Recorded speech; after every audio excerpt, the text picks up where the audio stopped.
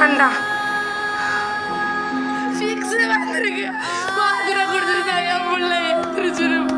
தமிழகத்தையே உலுக்கி இருக்கும் பள்ளி சிறுவனின் உயிரிழப்பு சம்பவம்.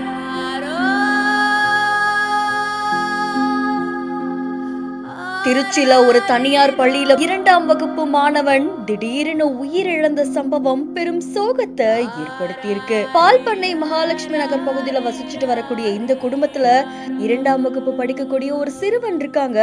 அவங்க பள்ளிக்கு போயிருக்கும் போது பள்ளி வகுப்பறையில மயங்கி விழுந்தது அங்க இருக்கக்கூடிய சிசிடிவில பதிவாகிருக்கு. அந்த சிறுவன் மயங்கி விழுந்தது தெரியாம கூட இருந்த சக சிறுவர்கள் விளையாடிட்டு இருந்திருக்காங்க. அது இடைவேளை நேரம் அப்படின்றதுனால அதுக்கப்புறம் நாங்க ஆசிரியர் வந்ததா தெரிவிக்கப்பட்டிருக்கு. வந்து பார்த்த ஆசிரியைக்கு அத்தனை அதிர்ச்சி காத்திருந்திருக்கு.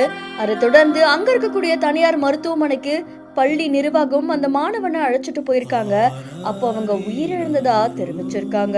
மேலும் இன்னொரு மருத்துவமனைக்கும் அந்த குழந்தையை தூக்கிட்டு போயிருக்காங்க. அங்க அவரை பரிசோதனை பண்ண மருத்துவர்கள் அந்த குழந்தைக்கு ஏற்கனவே இருதய அறுவை சிகிச்சை செஞ்சிருக்கிறதா தெரிவிச்சிருக்காங்க. இதை தொடர்ந்து பள்ளி மாணவன் வகுப்பறையில மயங்கி விழுந்து உயிரிழந்த இந்த சிசிடிவி காட்சிகள் வெளியாகி பலரையுமே சோகத்தில் ஆழ்த்தியிருக்கு.